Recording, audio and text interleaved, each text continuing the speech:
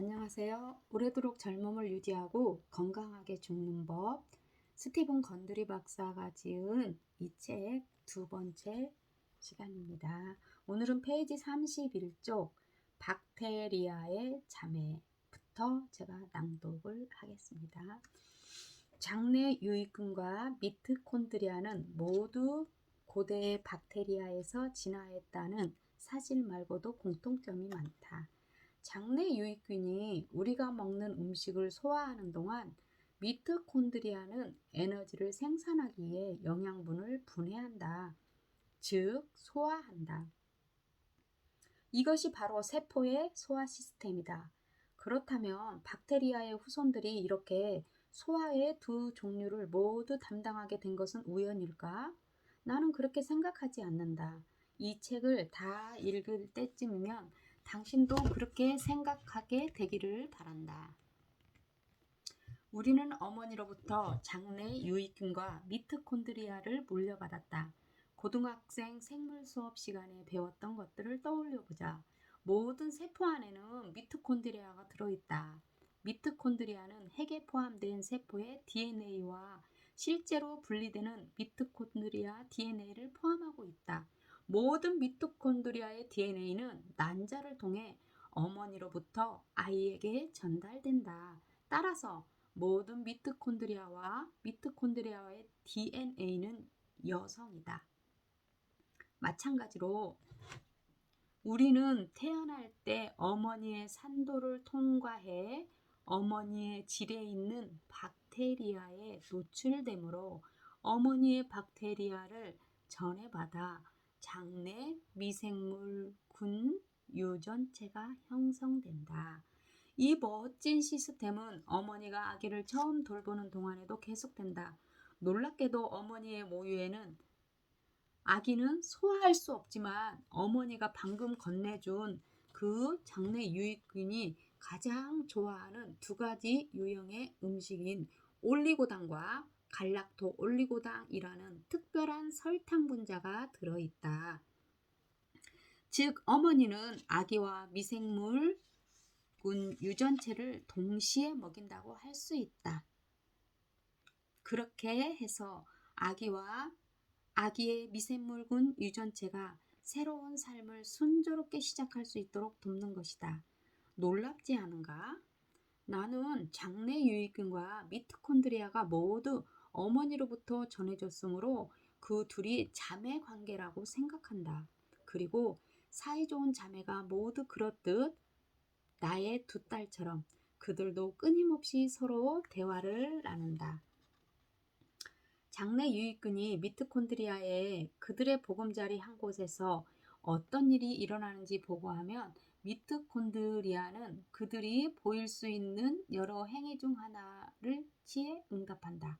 미토콘드리아는 세포에 필요한 에너지를 만드는 일 외에도 세포신호, 주어진 세포가 어떤 세포가 될지 결정하는 세포분화, 세포의 성장과 소멸을 담당한다. 즉 미토콘드리아는 세포가 빨리 자랄지 천천히 자랄지 아예 자라지 않을지를 결정한다. 이 부분은 나중에 암세포를 다룰 때 더 자세히 살펴볼 것이다. 어쨌든 이것은 미토콘드리아가 노화 과정에 중요한 역할을 한다는 사실을 의미한다. 미국 버밍엄의 엘라베마 대학교에서 실시한 연구에 따르면 미토콘드리아의 기능장애를 일으키는 염색제 돌연변이를 쥐에게 유도하자 몇 주 안에 주름이 생기고 털 빠짐 현상이 여러 부위에서 뚜렷하게 나타났다. 하지만 미토콘드리아의 기능을 회복시켜주면 쥐의 피부가 다시 매끈해지고 털이 풍성해졌다. 게다가 이 연구는 미토콘드리아의 손상과 회복이 쥐의 장 속 세균, 즉 미토콘드리아의 자매들로부터 어떤 메시지를 받는가에 달려있다는 사실도 밝혀냈다. 이제 좀 더 관심이 가지 않은가? 그렇다면 그들 간의 메시지는 어떤 방식으로 전달될까?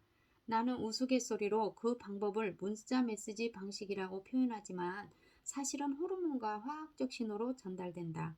과거에는 명령센터라고 하는 세포핵이 세포의 정보 돈자를 담당한다고 생각했다. 하지만 세포핵을 세포에서 제거하더라도 세포의 기능에는 문제가 없고 정보 전달에도 반응한다.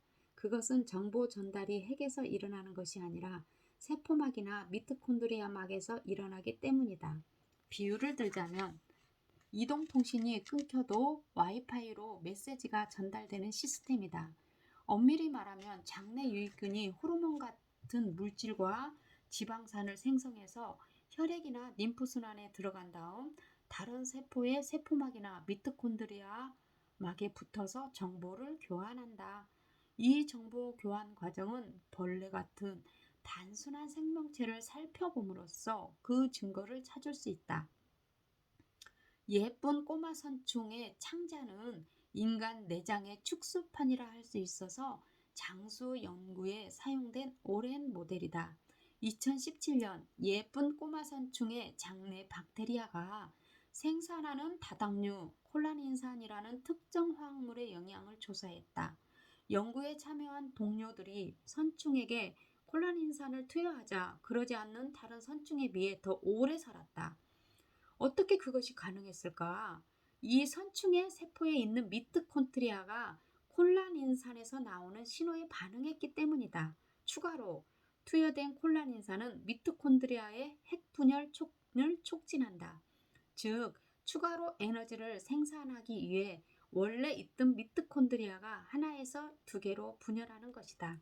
이 연구는 미생물군이 어떻게 구성되느냐에 따라 숙주 생물의 노화에 영향을 줄 수 있다는 사실을 보여준다.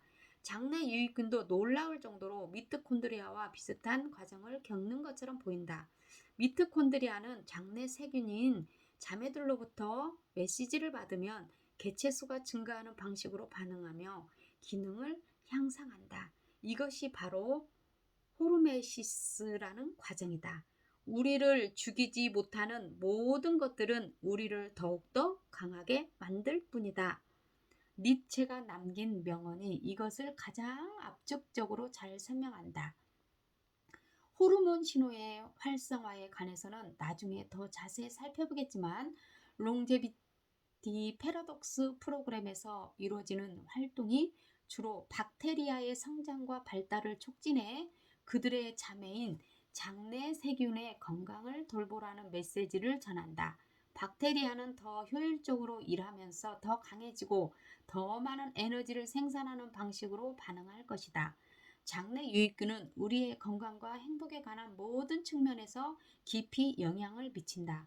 우리가 그들을 만족스럽게 대해주면 그들은 자매들에게 그것을 전달하고 결과적으로 세로토닌 같은 기분을 좋게 하는 호르몬이 만들어진다. 심지어 동맥도 보호한다. 하지만 그들이 먹을 것이 없어 굶주리거나 어떤 이유로 스트레스를 받으면 경고 메시지를 보낸다. 이 자매들은 아주 원활히 협력해서 이런 일들을 한다. 놀랍지 않은가?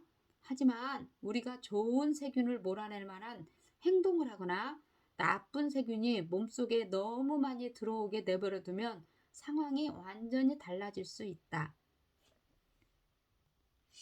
나쁜 세균은 좋은 세균처럼 자신이 사는 곳에 공을 들이지 않고 우리를 돌보는 데도 관심이 없다. 오직 자신만 중요하다. 나쁜 세균은 오직 자신만 중요하답니다. 장내 유익균과 자매 간의 정보 교환 시스템에 끼어들어서 자신의 이익을 채우기 바쁘다. 나쁜 세균은 자신에게 필요한 설탕, 지방, 정크푸드, 패스트푸드 같은 음식을 갈망하게 만들고 우리를 살찌게 하고 염증을 일으키며 아프고 피로하게 만든다. 심지어 심장병, 자가면역 질환, 근골격계 질환, 알츠하이머병, 암도 걸리게 한다. 그런 상태가 되어도 이들은 우리를 전혀 보호해주지 않는다. 오히려 자신들이 살아갈 곳이 완전히 파괴되도록 부추길 뿐이다. 마블의 어벤져스 영화에서처럼 세상을 위협하는 악당이라면 막아야 하지 않겠는가? 나쁜 세균을? 영원히 살고 싶다고? 벌거숭이 두더지에게 비결을 찾아보라. 벌거숭이 두더지는 당혹스러울 정도로 오래 살아서 학계에서 많은 관심을 받았다. 작고 못생기고 털도 없는 이 설치류는 어찌된 일인지 늙어서 죽는 것 같지가 않다. 물론 이들도 영원히 살지 않지만 죽을 때도 나이 수준이 아니라 임의대로 죽는 것 같다. 겉으로만 보면 그들이 그토록 오래 사는 것처럼 너무 당혹스럽고 기이하다. 사실 벌거숭이 두더지에게는 이상한 점이 많다. 생김새만 해도 그렇다. 인터넷에서 한번 찾아보길 바란다. 어쨌든 이들은 최대 18분까지 우와. 최대 18분까지 산소 없이 살 수 있고 거의 암에 걸리지 않으며 비슷한 크기의 다른 설치류보다 평균 10에서 15배 오래 산다. 장수 연구에 종사하는 내 동료들은 벌거숭이 두더지를 쫓아다니며 그들의 비밀을 밝히려고 노력 중이다. 이들은 어떻게 노화를 이겨내는 것처럼 보일까? 이제 많은 사람이 그 해답으로 그들이 먹는 거, 더 정확히 말해 장내 유익균에게 먹이는 것이 있다고 생각한다. 이 설치류는 땅굴에서 생활하며 소화하기 아주 힘든 뿌리나 덩이 줄기로 주로 먹는다. 덩이 줄기를 주로 먹는답니다. 그들의 미생물군 유전체가 소화를 돕는데 그 과정에서 일반적으로 곡식을 먹이며 오래 살지 못하는 다른 쥐들과 비교해 이들의 수명을 크게 늘려주는 화합물이 생성된다. 그러한 화합물 중에 황화수소가 있다. 기억하는가? 고대 박테리아는 산소가 아닌 황화수소에서 살아남았다. 우리의 미토콘드리아도 그렇게 할 수 있다. 이들이 산소 없이 18분을 살 수 있는 이유가 이 사실로 설명될 수 있다. 이들은 미토콘드리아에 연료를 공급하기 위해 황화수소를 사용한다. 황화수소는 어디서 얻었냐고? 바로 그들의 먹이인 덩이줄기, 양파, 마늘 같은 굵은 식물, 뿌리, 토양균류에서 얻는다. 균류는 장수에 도움을 주는 화합물의 최고 원료로서 이 균류에 대해서도 곧 자세히 살펴볼 것이다. 마지막으로 벌거숭이 두더지는 체내에 히알루론산, 히알루론산이 아주 많아서 땅굴에서 이동하기 편하도록 몸이 아주 유연해지는 것으로 추측된다. 히알루론산은 어디서 구할까? 역시 덩이줄기다. 사실 장수하는 많은 사람이 고구마와 토란 위주의 식사에서 아주 많은 양의 히알루론산을 얻는다. 이 책에서 어떤 음식을 좋은 음식으로 추천할지 짐작할 수 있을 것이다. 이 식단은 벌거숭이 두더지의 미생물 유전체에 영향을 준다. 2017년 이탈리아, 독일, 에티오피아 출신의 연구진은 벌거숭이 두더지의 배설물을 조사해서 그들의 장내 박테리아의 구성과 다양성은 인간 및 다른 설치류의 배설물과 비교했다. 그 결과 벌거숭이 두더지의 미생물은 거의 인간의 그것만큼 다양하고 야생쥐보다 훨씬 다양하다는 사실을 발견했다. 이것은 벌거숭이 두더지가 같은 크기의 다른 설치류보다 훨씬 오래 사는 이유를 설명한다. 그들의 장내 세균은 그들보다 훨씬 오래 사는 동물의 장내 세균과 비슷하다. 더 흥미로운 사실은 벌거숭이 두더지가 덩이줄기와 식물의 뿌리를 먹는 유일한 설치류라는 점이다. 그리고 그 덩이줄기와 뿌리는 장내 유익균의 가장 중요한 먹이에 속한다. 이 말의 뜻을 독자 여러분도 짐작할 것이다. 이 연구에서 또 주목할 점은 벌거숭이 두더지에게는 모기 박테리아시에라는 특정 박테리아가 풍부한데 105세 이상 초고령인들에게도 발견된다. 앞문장에서 다시 읽어보자.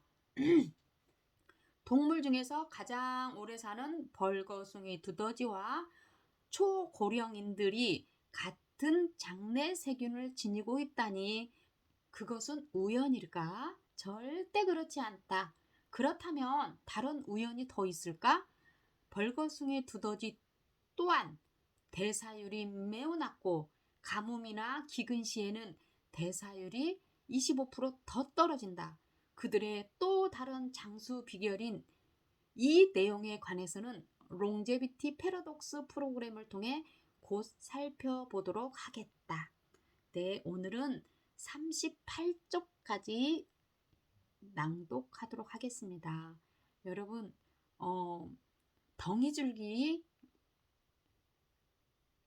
뿌리 이런 음식이 뭐죠? 여러분 한번 생각해보고 덩이줄기 한번 검색도 해보시고 한번 해보세요.